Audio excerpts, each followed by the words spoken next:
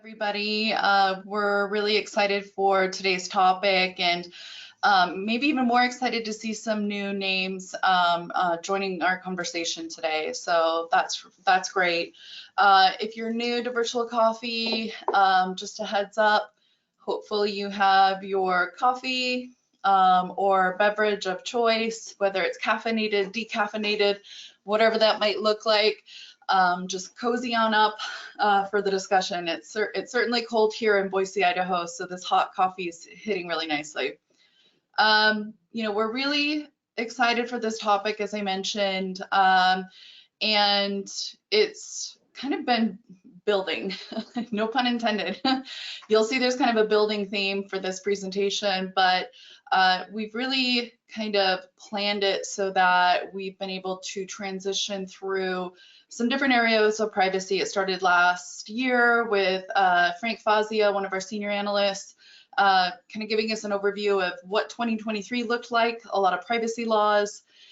Brandon Tooley, earlier this year, he walked our audience through some ideas on how you kind of break down these laws and really understand what the obligations are. And we really wanted to kind of build on that and look a little bit closer at the obligations, but more so about how they relate to the programs, all of these kind of requirements and citations, how do they flow through the organization, your organization, and how can you really leverage, manage the research, et cetera. We get a lot of these questions, so we're really, really excited to kind of walk through that today with you. And here's a kind of a roadmap, I guess I'd say. We want to talk a little bit about the design and plan. So we're talking about foundational aspects, the building blocks. So getting into kind of a breakdown of some of the obligations. There's a lot, not all of them, but we want to use them as examples. And there's pretty paramount examples and ones that we do hear a lot of questions around and work with our clients closely on.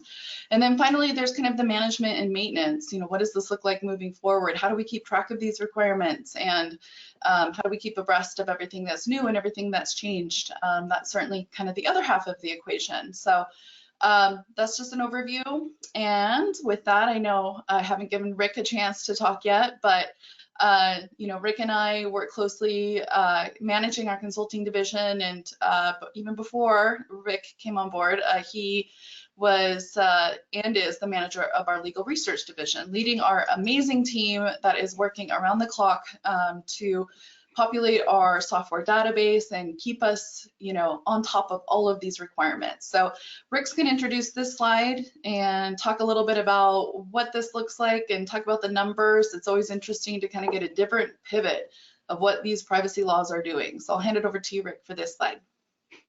Thanks, Jen. So this slide just kind of summarizes the number of privacy laws and their relevance. You can see by the numbers that it's something that is just growing exponentially through the years. That 242 number, that is from the United Nations Conference on Trade and Development. They have an excellent privacy law tracker. It includes all of the total number of global privacy laws that have either been approved or are going through the approval process currently. Then the 137 number, that's the number of countries that already have comprehensive privacy laws enacted. And so little bit of explanation for context here. We're defining comprehensive privacy law as a broadly applicable law that provides individual rights. So we're excluding with that industry-specific information or laws that are more narrowly scoped for certain specific issues. So for example, we're not including a data security bill in that number. Those are really kind of the comprehensive laws that have subject rights and so forth. The number of privacy laws that passed in 2023 is currently or finalized at 30. That includes the 8 U.S. states that passed privacy laws. So yeah, quite a bit of new laws in 2023. And then we had a pre-submitted question. How many US states do you think will pass privacy laws in 2024? That's a good question. There are roughly 20 currently with pending legislation. I think that unless we can mediate a federal law, which seems like a long shot, I bet we get close to last year. I would say my guess is about 7 at the state level. I would say that we get close to, in the 20s, maybe up to 30 globally with the progress that Africa and Asia, those countries are making as far as implementing privacy laws. And then many jurisdictions are circling back on their current privacy laws to, refresh them, add new rights, catch them up to the GDPR, those types of things. And so yeah, those would be my guesstimates if I had to guess for 2024. So all of this is to say that we're going to have another busy 2024 as far as privacy goes.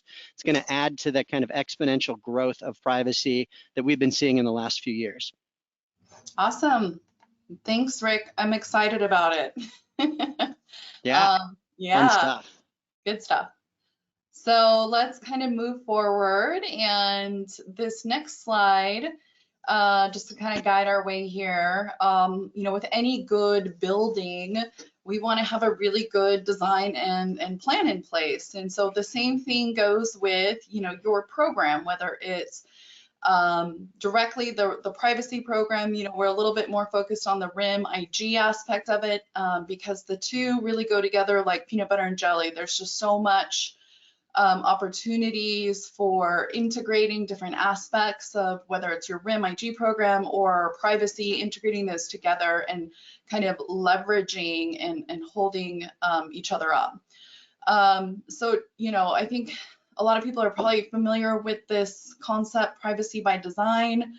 And I know it's been around for a while. It actually is a bit older than people might kind of imagine, because it's kind of a buzzword more recently, especially as privacy has become so prominent in recent years. But it was initially introduced in 2009 by Anne Cavoukian, and so she's, and I hope I'm pronouncing that correctly, but she was information commissioner for Canada. And in 2009, this kind of came about at like an annual privacy summit, actually. And of course, it's gained a lot of momentum. In fact, it's more or less enshrined within the GDPR. And as initially conceptualized, the idea was that, it was supposed to be more surrounding technology, managing personal data, information, from the time of collection, capture, through the time of disposition, ensuring that throughout those processes, the system build, the planning, the implementation, that privacy was really taken into account during that whole process. And so that's really kind of the idea behind it, but it really does flow, and I think it's really taken on a broader connotation for what it means for programs, because certainly in order to really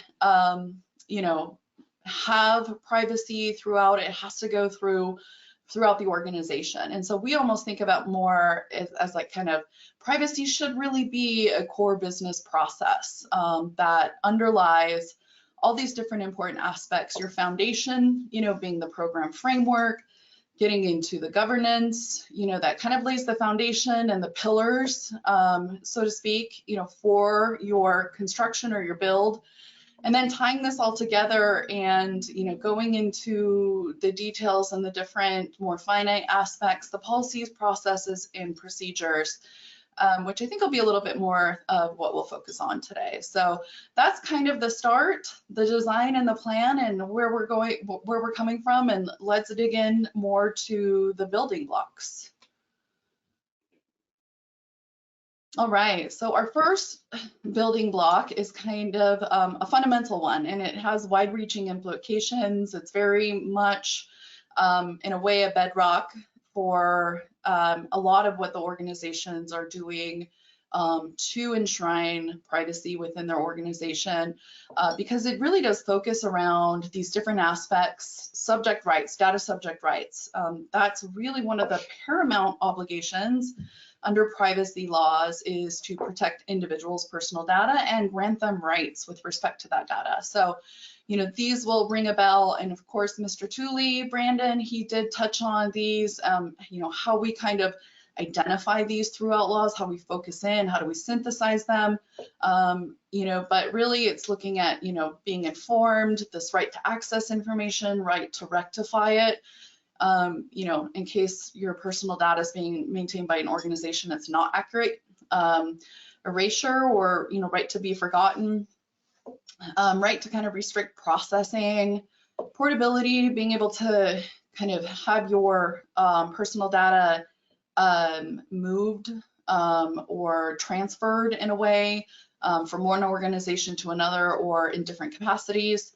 Also, the right to object to processing, automated decision making and profiling, the right to decline any sort of processing in that regard.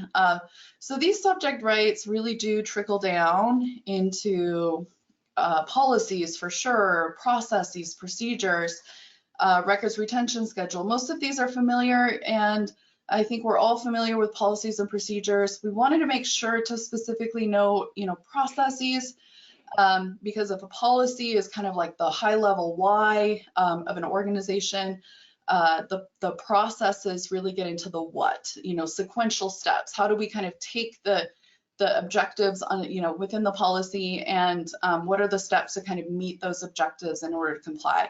And then we get to the procedures, which is the very detailed thing. But certainly, I think we're seeing more and more that privacy compliance is falling in the processes a lot, and oftentimes local business or jurisdictional processes as well, kind of falling outside of the policies and the records retention schedule. So we want to make sure that we kind of address that too, because this is really what we're seeing, and this is how organizations are meeting their privacy compliance obligations. And Rick, do you want to talk about our citations?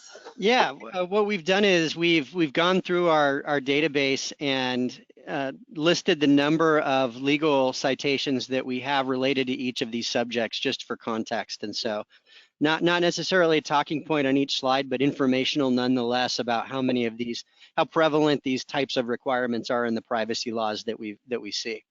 Yeah. Yeah, and it's a lot of citations, so I think when we're gathering these and we're considering them for client schedules or policies, there's some differences that we see between jurisdictions, and ultimately what our clients are trying to do is look at what's the most stringent, especially when they want a global simplified policy. That tends to be kind of what that focus is, and a way to kind of distill all of the information. But they want to track all of that nonetheless. It's a lot like retention schedules in that, they're trying to set a baseline or a global standard, and then document exceptions to that, just to try to keep things simple. And at the end of this presentation, we're going to show you how that's possible and how you can kind of track some of these laws and requirements. Great. Well, on to another really awesome privacy building block. Certainly, it's something that we sometimes creeps into our dreams at night. These are things that we're thinking about, our clients are thinking about. This general privacy storage limitation. Personal data shall be kept in a form which permits identification of data subjects for no longer than is necessary for the purpose which the personal data are processed. We oftentimes hear this kind of termed in different ways. Basically, what it comes down to is, ensure you're not keeping personal data for any longer than needed. There's some nuances to that. What is a legitimate need? It might depend on the privacy law that you're kind of considering or dealing with. Certainly minimum legal record keeping requirements will serve a purpose, ongoing legal obligations, legitimate business operational needs, and there's various carve-outs within laws that might justify kind of ongoing retention. An example being, maybe an organization might collect patient information to complete a clinical study. And so within the notice they provide, they advise, we're going to keep your personal information in the context of this study, and we're going to retain it for maybe it's 15 or 25 years under the EU clinical trial regulation, and then thereafter we will dispose of it. Now, there's the possibility that the organization might want to keep that information longer for different purposes, different research purposes. It is, valuable. And if they want to do that, that's kind of a different purpose that they're processing it for, and it might violate this storage limitation. So that's just an example, and certainly something we have to be mindful of. And this does kind of infiltrate, again, policies, processes, procedures, and is an underlying foundational aspect for how you should be thinking about retention periods for your records retention schedule. So it's really revolutionized the way we think about retention schedules, I would say, because where in the past, before these types of things were relevant, over retention was perceived as less risky. This is really focusing people to be strategic about over retention and limit it, or have a justification for retaining things that contain personal information. Right. So. Yeah, it's almost kind of shifting that mentality from keep, just in case, or, because there's a greater risk in losing the information, to let's make sure we're disposing of it in due course and not retaining any longer. So yeah, absolutely. It's been a pretty seismic shift in my past almost decade and a half. And we have 163 SASIO citations across the jurisdictions related to privacy principles. Just about every privacy law has one of these essentially, and so that's why that number is so high. Okay, our next building block. This is a great one. Transfer cross-border requirements. It's not always straightforward. I think if we're kind of keeping, abreast of what's going on with a lot of these, the adequacy decision, all these different things that are going on, this is kind of ever changing. It looks a little bit different when you get into the laws, and every jurisdiction is a bit different, but certainly we will see these varying requirements that are associated with transfers of personal information, transferring also especially personal information, personal data over, borders. And so varying restrictions, levels of, these different requirements, but might require, there might have to be a demonstrated necessity in order to transfer it. There might have to be some sort of contract in place.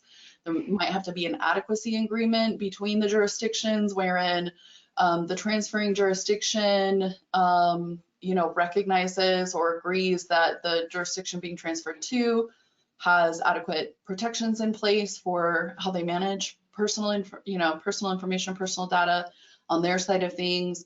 Notice providing it to the subject that you plan to transfer their information, also that the data subject consents to that.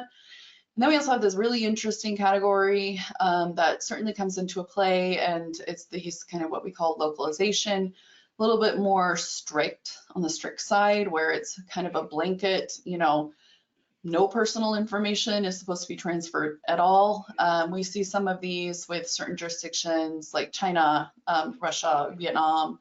And so there's a little bit of a different standard, I think, certainly in, there are opportunities to transfer, but it's a very, very high standard, requires local filings, et cetera, in order to do that. So these are all different, types of requirements that our clients need to be aware of. And this all ties to, the retention schedule, especially, and the policies, processes, and procedures, especially. It's kind of, definitely deeply ingrained in both of those. When we're looking at like location restrictions, transfer restrictions, our clients are wanting to know which record series, which records does this relate to, so we can kind of keep track of that. We might have a database in this jurisdiction, and if we are dealing with a localization requirement, we recognize we can't, keep that information in this jurisdiction. We're going to have to find a workaround. So they want to get into the details and really kind of understand how it impacts them as an organization. Some of these are sneaky too. We've got applications in the cloud now, and HR management tools or applications, or prospect, management tools and applications. And it's not as simple as, I'm mailing a letter across seas, or like I'm sending an email to someone that I know is in Germany. It's really about, what are you putting in the cloud that people in different locations can access in some instances. And Yeah. so it gets a little harder. It's harder with the interconnectedness of all of these cloud-based applications to appropriately manage this information. That's an obstacle. Yeah, absolutely. So let's kind of talk about another building block. Again, this is by no means an exhaustive list, just kind of a grouping of some of the different areas that we see often and get a lot of questions. Of course, there's a lot of buzz around breach notifications, usually not positive. What this looks like, I think we all have, we're privy to the statistics and what this looks like. And I think every year it becomes, as far as our, an organization's objectives, it's moving up and up. Preventing breaches of personal information, proprietary information. It's not even just personal data, confidential information. These are an organization's greatest assets. So certainly it's no surprise that within the laws, enshrined within the laws, there's varying kind of standards of what has to happen for when there's a breach or what constitutes a breach. Surprisingly or unsurprisingly, it differs. And, we might have one law that says, just kind of in a subjective way without undue delay. Well, what is, it's hard to know what that means. That you have to notify either the supervisory authority within a certain time or the data subject. Some jurisdictions actually define what that period of time is. I mean, we've seen like 72 hours, within 72 hours. Is an excuse to not be aware of a breach we've heard of these stories. An organization was not aware that there was a breach that occurred until like a year later.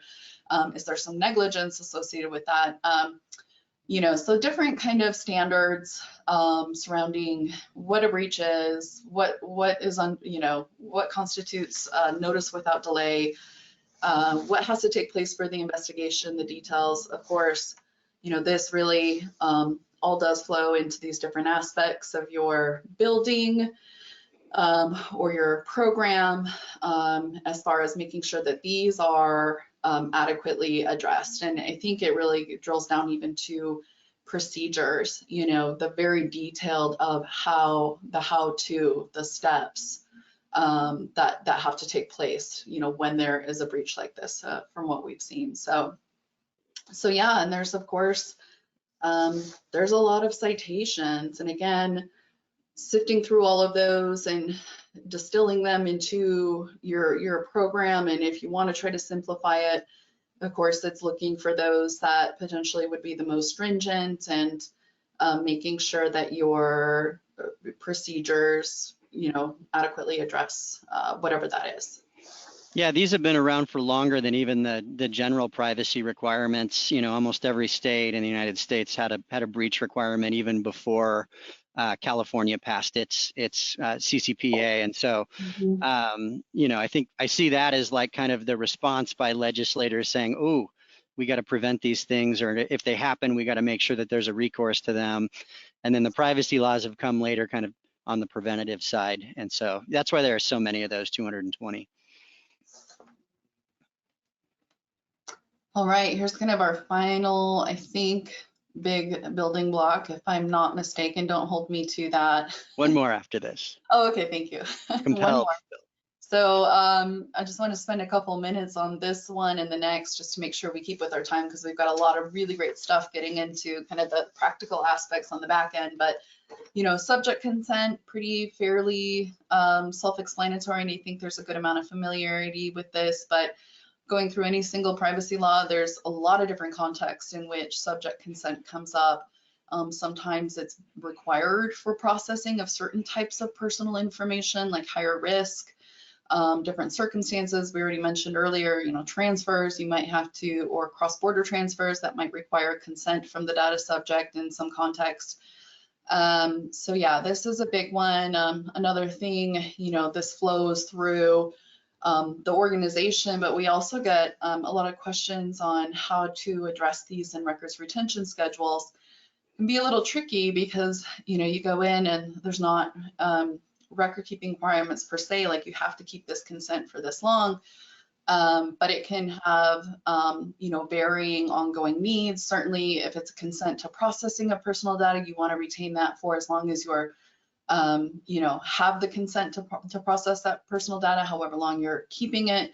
It goes along with that. But then also, some consents in some jurisdictions are only valid for so long. So there's some different things to consider there and how that should be accounted for. But just wanted to kind of make sure that we touched on this important building block.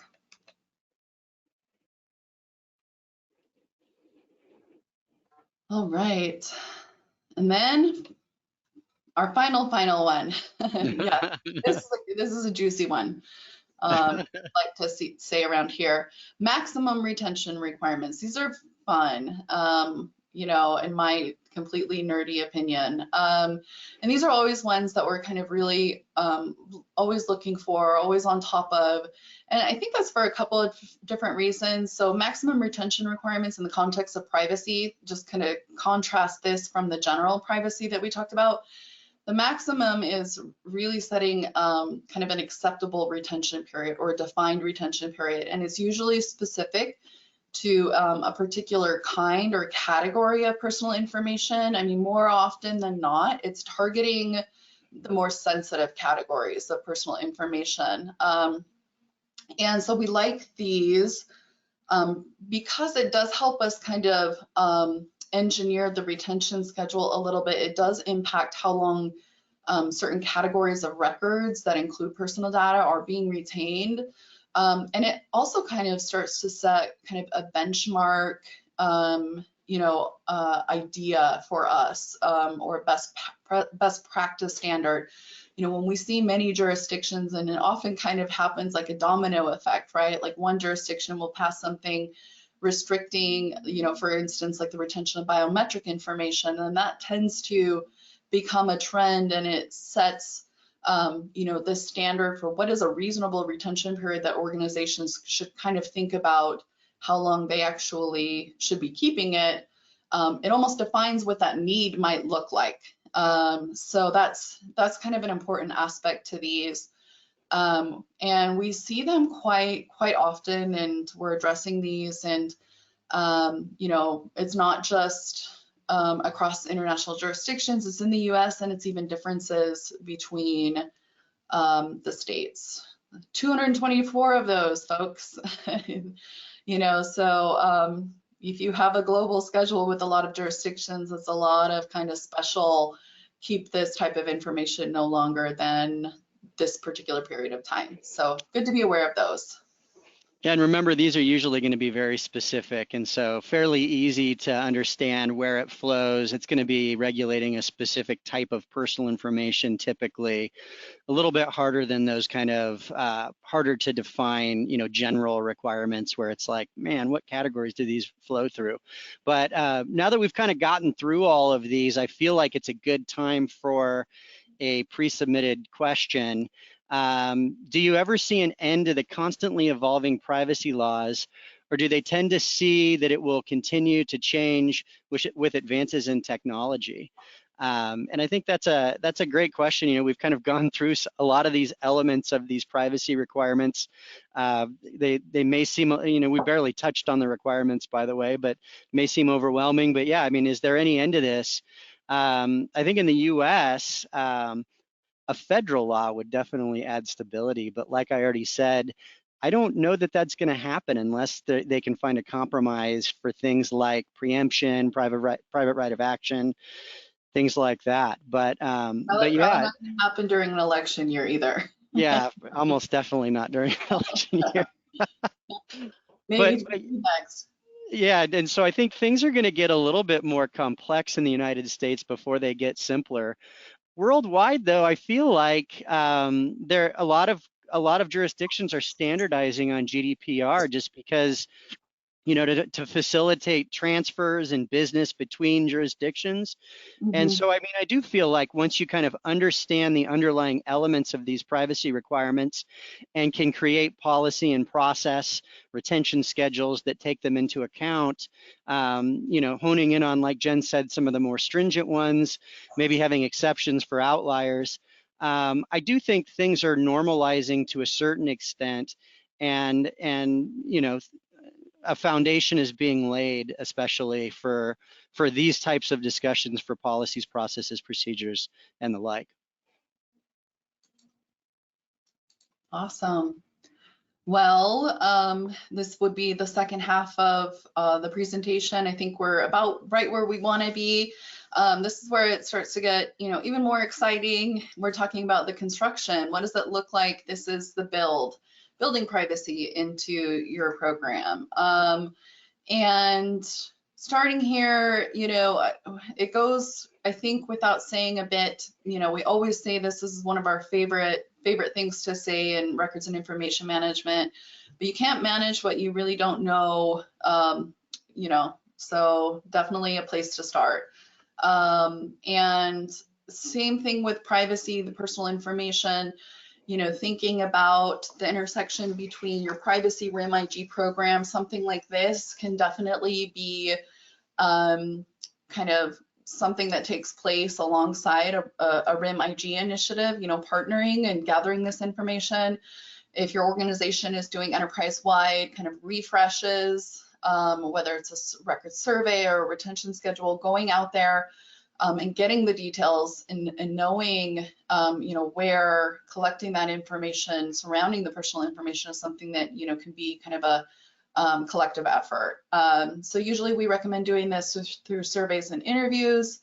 The focus would be for personal data too. It's not just the records, but non-records or personal data that might not really technically constitute a record. So that's something unique to kind of think about too.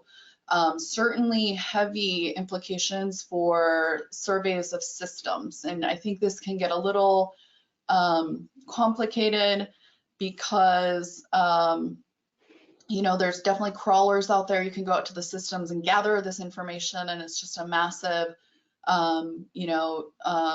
gathering, and you're like, okay, well, what do I do with this? And working with our Mm-hmm. clients and in our experience, the best way to really understand that information is to talk to the individuals that have the knowledge surrounding that. That's where that context comes from. Yeah. They understand, the processes that the information relates to because, they're familiar with them, they're working with it. So to the extent you can custom gather that information, it tends to be preferred and more accurate.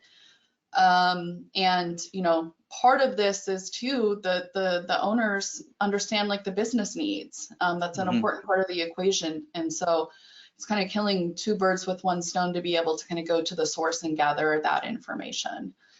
And where it is, I mean, if you want to look at low-hanging fruit, maybe it's just a privacy survey. Go to these areas within the organization that are most commonly dealing with personal data. So of course, human resources. I think maybe the higher risk areas would be, outside of, just thinking about different risk tiers, I guess, but, customer information, prospective hires that don't get hired, that information is more highly scrutinized.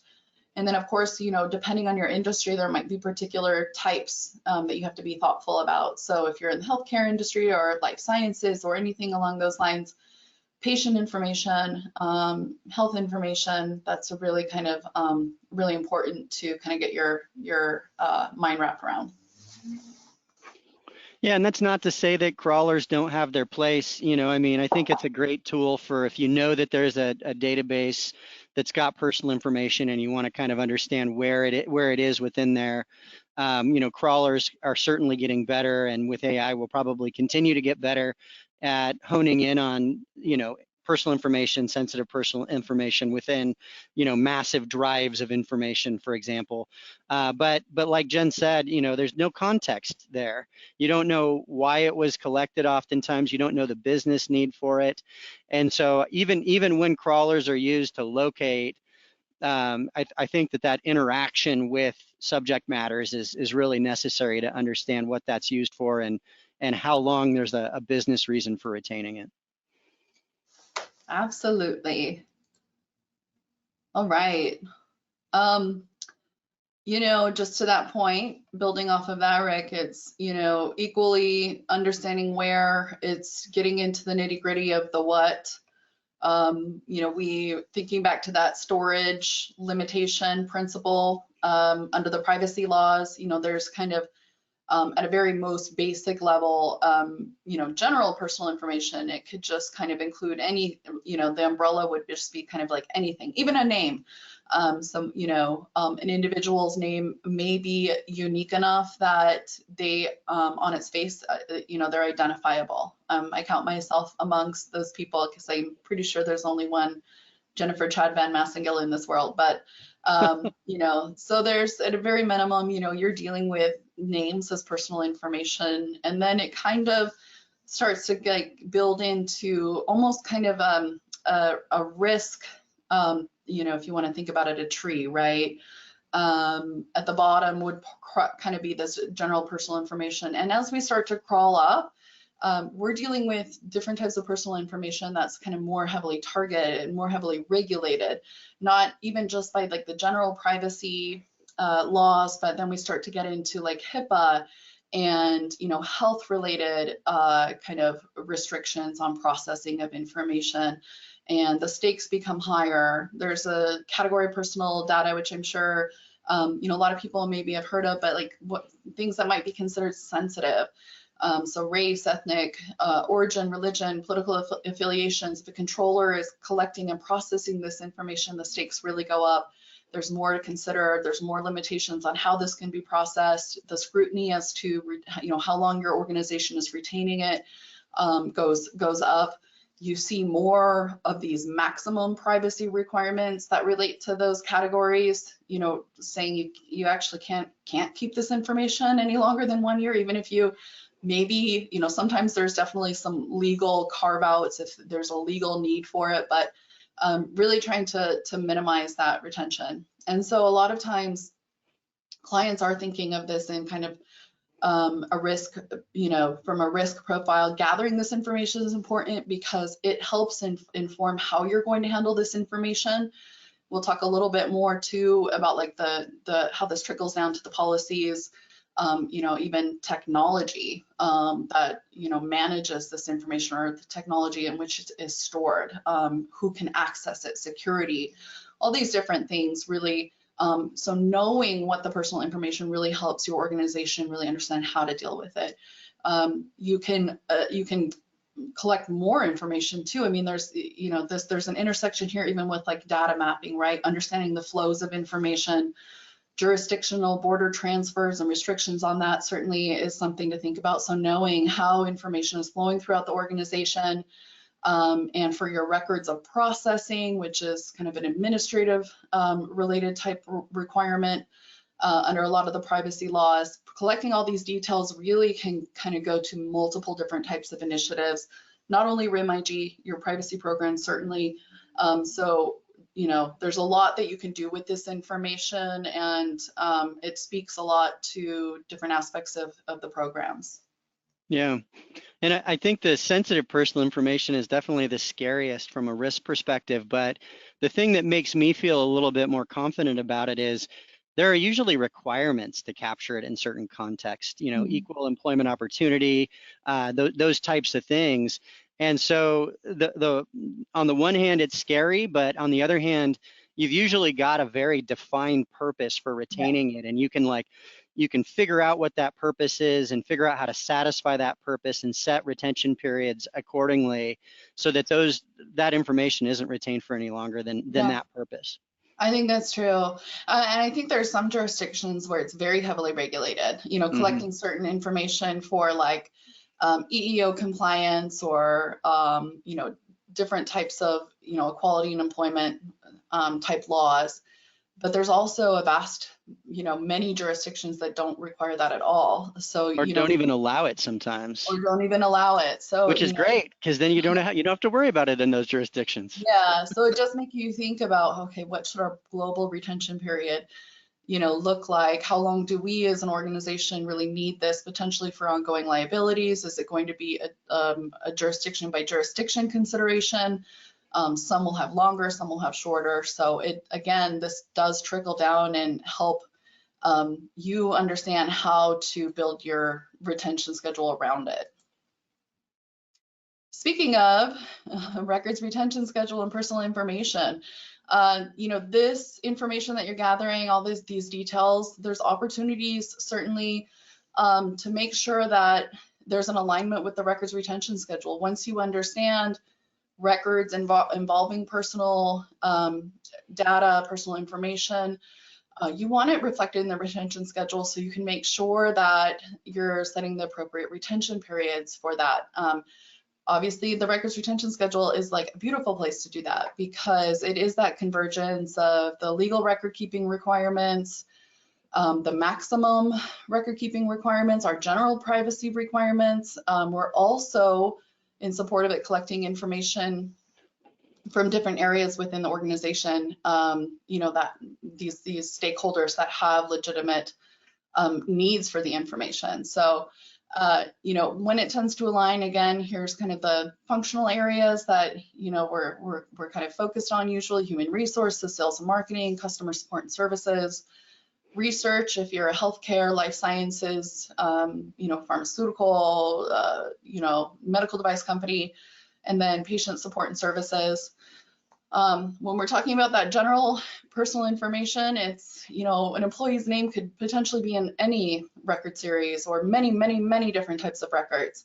But, how you deal with that, how your organization addresses it, where does it stop?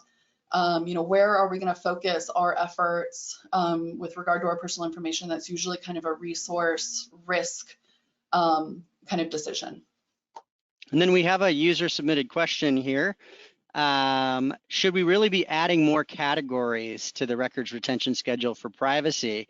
My organization just finished a simplification initiative, and we're hesitant about adding new categories. And my response to that is yes. This is the one area where I think adding more categories is good, because you're really demonstrating that you're building privacy into your retention schedule, and you're generating kind of unique and customized retention periods, based on those privacy obligations. So, while we're going through and trying to simplify a lot of clients' retention schedules for them, this is the one area where we say, hey, let's stop and think about this, because this is a really good way to demonstrate, that privacy is being considered.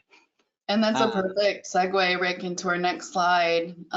Thinking about integrating these needs, these obligations into the records retention schedule. We're kind of dealing with this all the time, helping clients get into the shape that they need to be to make sure they're accommodating this. And it's, I think, twofold too. It's not necessarily these carve outs too, which I'll talk a little bit more about and we've already touched on, but what about all these new processes that we have in place, that are very, very specific? Sometimes the records, might be able to fit into an existing spot in your schedule, like a breach investigation, right? Every company schedule, vertical core probably has a record series that deals with various types of investigations. It might be like a security related incident or investigation or something like that. So that might kind of tuck into it. Again, also policies and framework. And so those are kind of unique, processes, and you want to make sure the organization is retaining those records. In fact, for data subject requests, California sets a 2-year retention period minimum for those. We've seen some variation with clients depending on which jurisdiction they are considering, but for European jurisdictions, there's a decision from the Belgium Data Protection Authority saying that 5 years for records of processing, which is a requirement under the GDPR, and other privacy laws as well, would be adequate. And that's reflective of a statute of limitations that a data subject might be able to bring an action for a violation of their privacy rights. So some variation there is certainly important to make sure you're keeping these records. It demonstrates that your organization is doing what they should be doing. And it doesn't always fit neatly into the framework that you already have. So it's something to make sure to think about. And then, of course, the retention-based carve-outs. Big bucket is not dead in the age of privacy. I think I wrote a blog on this maybe 5 years ago, 6 years ago or something. It's been a while. It was certainly something that was on all of our minds. It still is. Best practice is still a simplified schedule, but we have to be kind of mindful about how it's being designed, and how we're kind of addressing certain types of records. And again, as we touched on earlier, these maximum retention requirements, these more sensitive or targeted types of personal information, maybe they merit their own record series with a targeted retention period, reflective of what those maximum retention periods might look like. A targeted retention period that's reflective of what the legitimate business needs are, business operational needs of the organizations, and that value. So yeah, these are just some categories. Certainly, again, that domino effect, trends that we see, and CCTV, background checks, biometrics, sensitive personal data, customer financial information, especially negative financial information, and information from people that don't get hired by an organization. Once that hiring process is done, absent some sort of EEO compliance or other purposes, how long do you really need to keep that information? So those are some retention-based carve-outs. And then I know, Rick, you on this topic, you wanted to talk a little bit about the jurisdictional aspects too. Yeah. Before we do that, your article was poking holes in big buckets. It's still one that I refer back to every once in a while. It was a keeper. And I remember it had that graphic on it with the bucket and the water flowing out of the holes. So okay. It's one that sticks in my memory.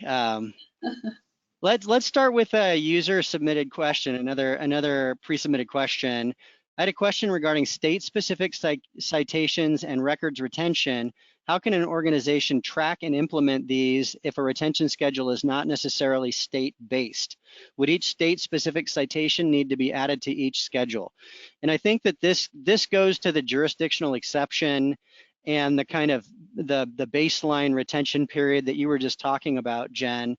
I think that our goal usually is to make a retention schedule that will meet the needs of most jurisdictions that the company is working out of, an organization is working out of, and then have jurisdictional exceptions where necessary based on outliers. And so the hope would be, I think you absolutely need to link each state's citation to the relevant categories in your retention schedule. Make sure that they're in line with that based on the just general or base retention periods. And then you'll run into at the jurisdictional level, like a country that might have something that is way outside the norm and you need a jurisdictional exception for it. But you might also run into states that have that. And one example is New York workers' compensation. It's an 18-year requirement, way longer than any of the other states. And so what most clients do is they will have a shorter retention period, maybe 12 years, depending on what jurisdictions they're in, for workers' compensation. And then for New York, they'll call out a jurisdictional exception, keep those for 18 years. There are some other examples. Jen, you just mentioned recruitment records for non-hires. We know that there's a maximum retention period in Utah at 2 years. California's got an EEO requirement to keep those for at least 4 years. The Utah one has an allowance for for conflicting laws, whether that would include the California law. That's a gray area that needs some legal interpretation, but you can kind of see our method for being strategic about these, either setting it if it's acceptable for all jurisdictions, or allowing for jurisdictional exceptions here. Yeah. Right. Should we talk about cookies here? What do you think? Do we have a Yeah, better place to talk about absolutely. cookies? Yeah, it's Let's always talk time to about. talk about cookies. I know we've got about 4 minutes to get through our last slides. I know we want to save some time to definitely talk about, maintaining and managing. But yeah, absolutely. Let's talk about cookies really quick, Greg. We've got another pre-submitted question is why I bring it up. I've been Okay. in talks with stakeholders about what to do with cookie consents. How are organizations managing them from a RIM and privacy perspective? Mm, And I think the answer there is it's going to impact processes. It's going to impact how frequently to reach out and ask for consents. It's going to be, and that's going to be different depending on the different types of consents. Some of the consents are opt-ins, which, maybe those don't last as long. Some of the consents are opt-outs. Maybe that's going to last a little longer because you're going to assume that that's not going to change. And then some clients are also adding records retention schedule categories for the retention of the actual consent, from, whoever the data subject is.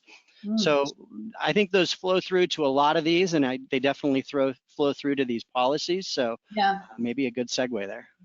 Yeah, I think that's great. And I think because of the complexity surrounding, cookie consents, very few jurisdictions actually defining how long they should be retained.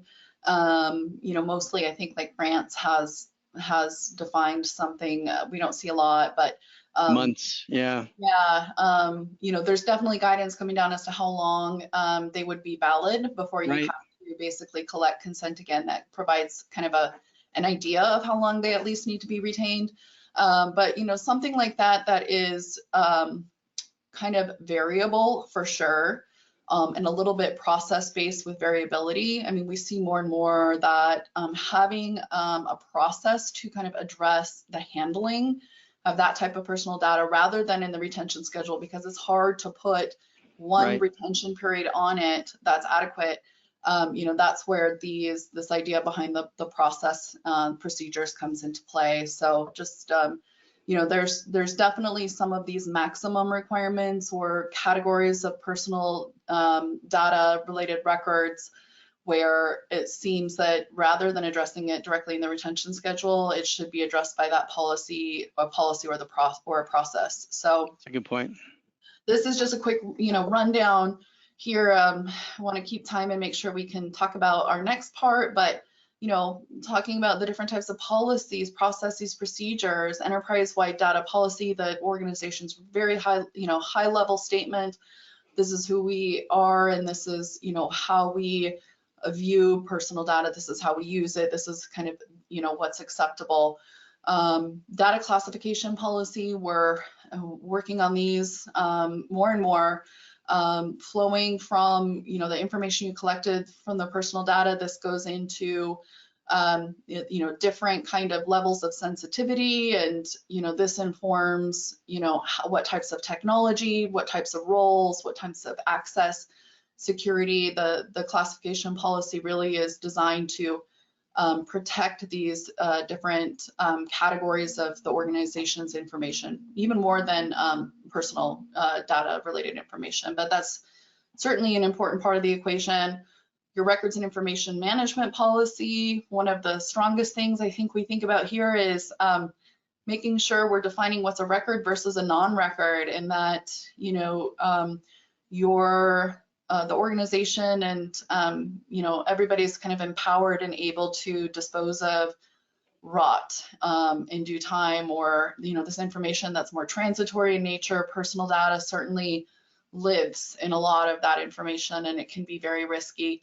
That's an important part of it, as well as just kind of addressing personal data and retention, maybe on a higher level, rather than getting into the details on it. But certainly flowing down to subject access requests, these are more process procedure based. Breach incident investigation responses, the how, the sequential steps to address and comply and fulfill these obligations. Informed consent, notice. These kind of even get into different templates that the organization use. So we kind of see how we come here from the top and the ways that it really trickles down into the day-to-day and making sure that everything's accounted for. So we would, I feel like, leave everybody stranded if we didn't talk about the management and the maintenance. I mean, it's so much information to keep track of. And, all this information gathered is helping to inform all the different kind of policies, procedures, all this different type of information. It's helping to build your records retention schedule. And there's just all these different reasons as to why you want to make sure you're keeping track of all of this and you're managing it in some sort of way. Just new laws, all the laws are constantly evolving, supporting compliance and audit. You want to track those most stringent requirements that are kind of driving your policies, procedures, retention schedule. You want to identify outliers if you have to have kind of exceptions. All the citations that will support your retention periods and the reasons why you support the retention periods. And then also all of these this information you gathered from businesses, the business owners, from legal, operational, from privacy, that is valid information that you kind of need to bring together also to kind of support whatever your retention schedule, retention periods are, or policy decisions. So these can all kind of come into play. It's great to have some sort of cohesive solution, whether you're tracking it in a two-dimensional fashion. There's also solutions out there and ways to track it in what we would consider to be a four-dimensional fashion. So I kind of wanted to just let Rick give everybody a bit of a preview about what that looks like, two-dimensional versus four-dimensional, all the options that are there.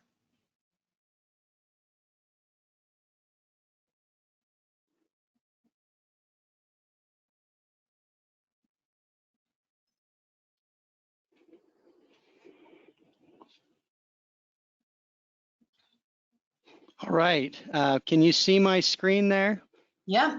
Great. So this is kind of showing the way that a spreadsheet-based a tracker of all of these requirements looks. We've got the different types of privacy requirements on the left-hand side over there. We've got the jurisdictions on the right. All of the different good topics that we talked about today, and you can kind of see as you scroll along the complexity of it.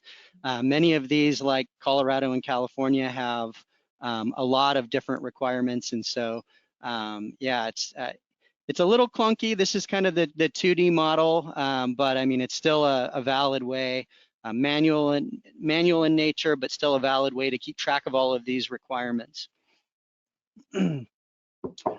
Now I'm going to show kind of the 3D or the 4D way to track these. If I can pull that up.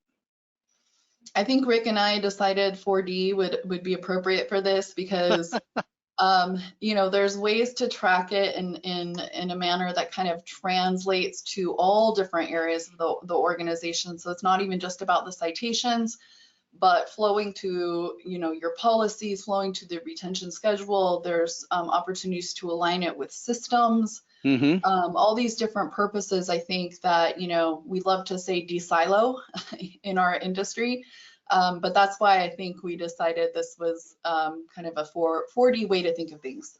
Yeah, and so you can see here you got Versatile 2023 and the way that it can be used to manage these different fields. And so we've got the subject consents right there that I'm highlighted on as an example.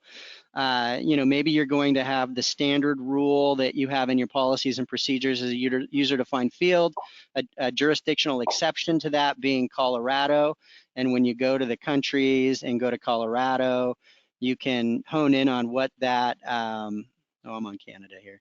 You can hone in on what that jurisdictional exception is. So for Colorado, for subject consents, maybe they have to interact with a customer every 24 months to make sure that that consent is valid. And then other user-defined fields that you can track the impacted policies and procedures to have kind of a crosswalk between what these different requirements are and the policies that they impact. you can also look at what systems they might impact. And so third-party cookie management tool, we've all seen those when we click on a website and you can see the the cookie consent that you have to agree to. Citations can also be tracked through this pretty easily, and those are updated when we send updates. You can see the way that those potentially change your systems. And then the full kind of management of change requests, authorizers, related items potentially, and review flags. And so I've got a review flag here to update my data privacy manual based on the new Colorado citation that I pointed out as a country exception. So that's just a a quick way of showing the way that these requirements can be managed, based on spreadsheets or within tools. Okay, so back to the slideshow here.